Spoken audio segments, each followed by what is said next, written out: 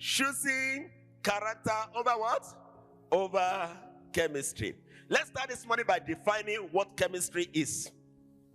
Chemistry is the emotional, physical, and psychological attraction you feel towards someone.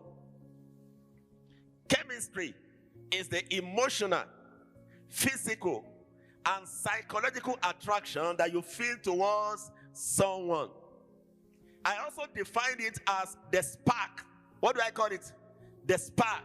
When a young lady and a young man, when a brother in Christ who is yet to be married, a bachelor, and a chronic spinter, when they have a feeling towards each other to get married, that spark that they normally have at the beginning of their relationship, we call it what? Chemistry.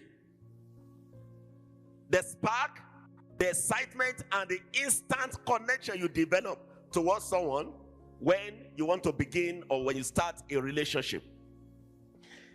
It often shows up as butterflies. Am I right?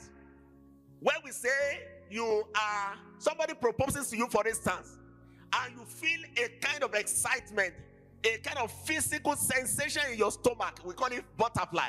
When you feel that butterfly, the intense interest and a strong desire to be around someone, we call it what?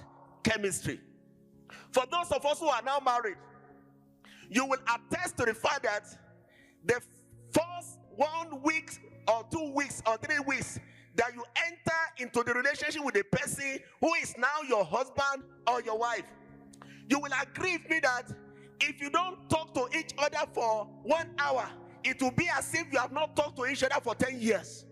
Am I right? Sometimes the lady writes a letter to you. Thank God for internet now. Let's bring it to our world, 21st century.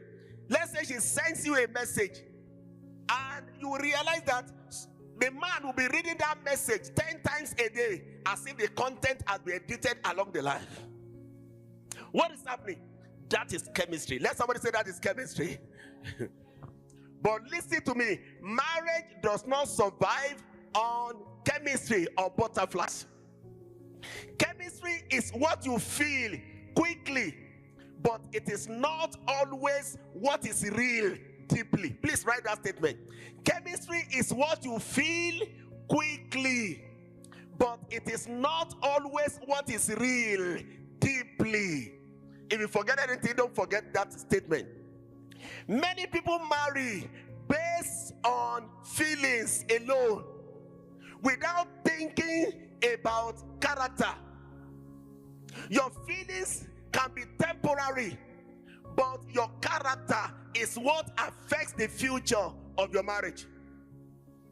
We need to understand that chemistry in itself is not bad. Am I right?